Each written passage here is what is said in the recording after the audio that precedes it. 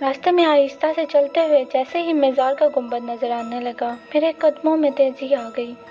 मज़ार जिसका मैं जिक्र कर रहा हूँ, बहुत बड़े रकबे में फैला हुआ था। इसकी मरकजी इमारत, जिसमें किसी बुजुर्ग की कब्र शरीफ थी, तो मुख्तसर मगर इसका अहाता बहुत बड़ा था, जो सुर्ख ईंटों से बना हुआ था। कुछ हिस्सा बिल्कुल कच्चा भी था, जिस पर कुछ हस्ता हाल कब्रें मौजूद थीं, जो न जाने किन की थी। कुछ हिस्से पर जा बजा पुराने बरगद, पीपल और न जाने कौन कौन से कदीम दरख्त थे। मज़ार शरीफ हमारे इलाके के लोगों के मुताबिक किसी बहुत बड़े बुजुर्ग का था। इस मज़ार पर सुबह से रात तक लोगों का हजूम लगा रहता था। बे औलाद जोड़े औलाद की मन्नतें मांगते, मन्नत जो कि अमूमन पूरी ही हो जाती थी, तो चढ़ावे चढ़ाने वालों का तांता बन जाता। कोई अपने बेटे की शादी की मन्नत मांगता तो शादी होने पर बाकायदा उसी लिबास तक में दुल्हन मन्नत पूरी करने आती थी। Welcome to cabalistic knowledge.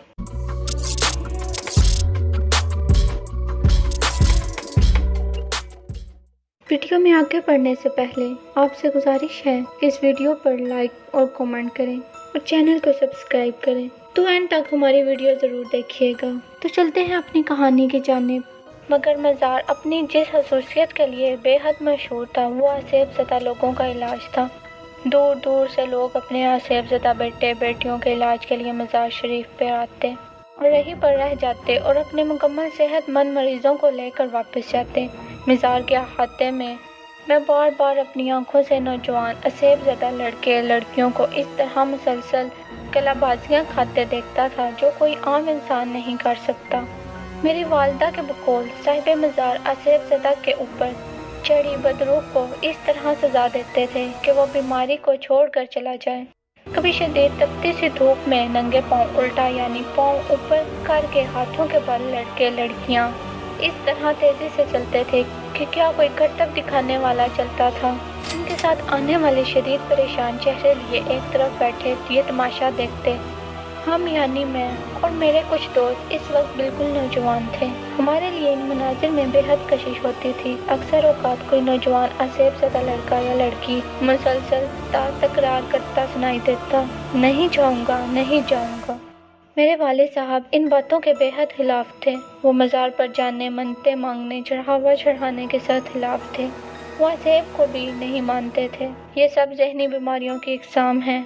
वो ये भी पसंद नहीं करते थे कि मैं और मेरी अम्मी कभी मज़ार पर जाएं, मगर मज़ार मेरे कॉलेज के ऐन रास्ते में पड़ता था। कॉलेज आते जाते हुए इसके हाथे में मत्तर पड़ना लाजमी बात थी और हाथे में आसेब ज़दा नौजवानों की ऐसी हरकत जो कोई बड़ा करतबबाज ही मुश्किल से कर पाए, इनमें मेरी दिलचस्पी ज़ाहिरी बात थी। ऐसे ही एक दिन जब मैं कॉलेज से वापस आ रहा था तो इस पर मेरी नज़र पड़ी। वो मज़ार के बाहर अहाते से हटकर जहाँ ईंटों का फर्श खत्म होकर कच्ची ज़मीन शुरू होती थी बैठे हुए थे। गो के इसके सर पर दुपट्टा ओढ़कर अपने इर्द गिर्द अच्छी तरह लपेटा हुआ था, मगर फिर भी खुद अंदाज़ा लगाया जा सकता था कि वह बिल्कुल जवान लड़की है। इसने अपनी हथेलियाँ आपस में जोड़ी हुई थी। चेहरे का ज़्यादा हिस्सा दुपट्टे में छुपा हुआ था, मगर जितना हिस्सा नज़र आ रहा था वो बेहद गोरा और खूबसूरत था। घर आकर मज़ार शरीफ और उस पर बैठी लड़की बिल्कुल जहन से निकल गई। मगर दूसरे दिन सुबह जब मैं कॉलेज जा रहा था तो अचानक मेरी नज़र इस पर दोबारा पड़ी। वो इसी तरह मज़ार के अहाते में ज़मीन पर बैठी थी। इस मर्तबा इसका चेहरा पूरा खुला था। ओह मेरे खुदाया, इस कदर खूबसूरत चेहरा मैंने कभी नहीं देखा था। मेरे कदम जैसे ज़मीन ने पकड़ लिए। मैं काफ़ी देर वहीं खड़ा रहा, मगर इसने आंख उठाकर मेरी तरफ नहीं देखा। कॉलेज से वापसी पर मज़ार के करीब आते हुए मेरी धड़कन तेज़ होने लगी। काश वो नज़र आ जाए। मैंने दिल से दुआ की, मगर इस वक्त मेरी दुआ कबूल नहीं हुई।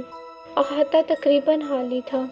इक्का दुक्का मौलवी टाइप लोग ईंटों के फर्श पर दराज थे, मगर वो लड़की कहीं नहीं थी। मुझे मायूसी हुई। कुछ देर मेरी नज़रें इसको तलाश करती रहीं।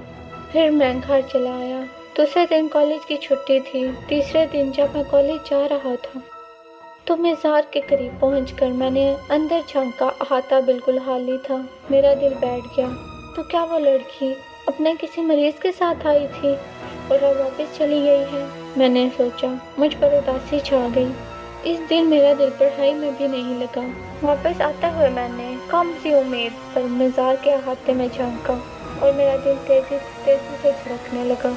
वो सामने खड़ी हुई थी। दुपट्टा इसके सर से ढलका हुआ था। इसके बाल चुटिया से निकल कर इसके हसीन चेहरे पर बिखर रहे थे। वो इतनी खूबसूरत थी कि मैं ये तक भूल गया कि मैं कहाँ खड़ा हूँ। इस वक्त इसने अपनी आंखें उठाकर मुझे देखा। उफ, इसकी आंखें गहरे स्याह मगर इस कदर उदास। शायद ये जिसके साथ आई है वो बहुत बीमार है, मैंने सोचा। जैसे कि मैंने शुरू में कहा, लोग दूर दूर से अपने मरीजों को लेकर इस मज़ार पर आते थे और जिसके लिए रोज़ आना जाना मुमकिन नहीं होता था वो यहीं रुक जाते।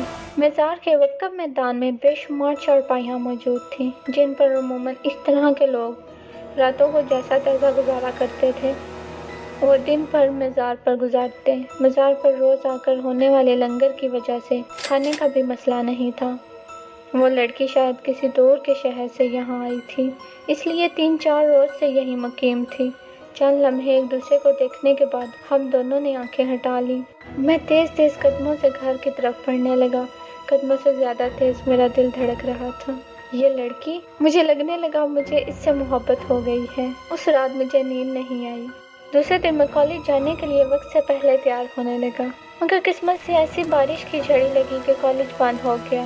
मैं तो शदीद बारिश में भी घर से निकल रहा था, मगर मेरे कमबख्त दोस्त ने फ़ोन करके कॉलेज बंद होने की इत्तला कर दी और फ़ोन अटेंड भी वालिद साहब ने किया।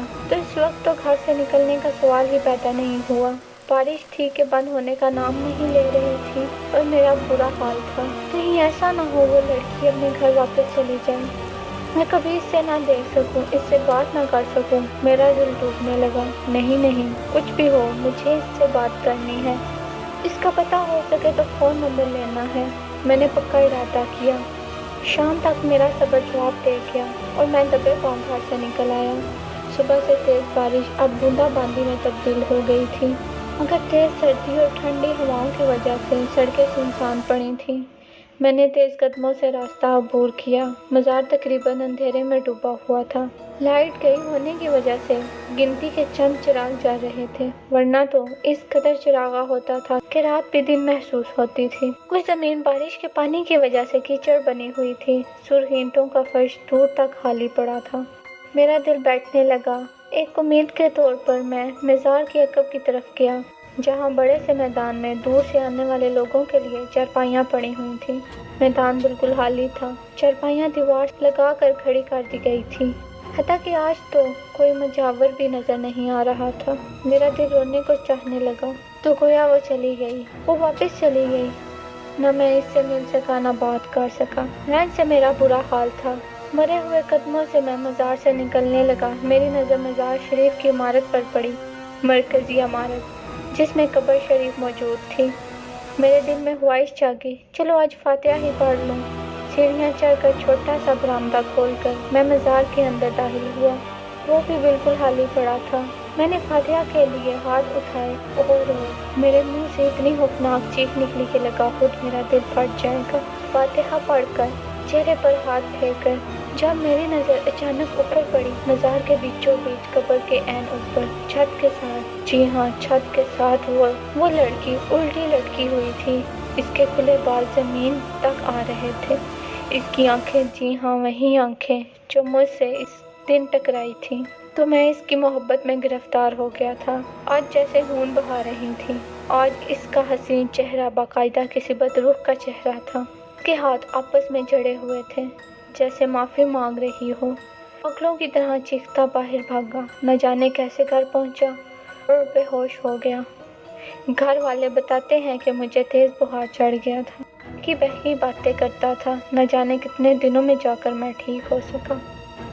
कॉलेज जाना शुरू किया, मगर एक बात है, रास्ते से गुजरते हुए मैंने दोबारा कभी मज़ार की तरफ नहीं देखा। अगर आपको भी ये वीडियो अच्छी लगी है तो इस वीडियो पर लाइक और कमेंट करें और चैनल को सब्सक्राइब करें। शुक्रिया।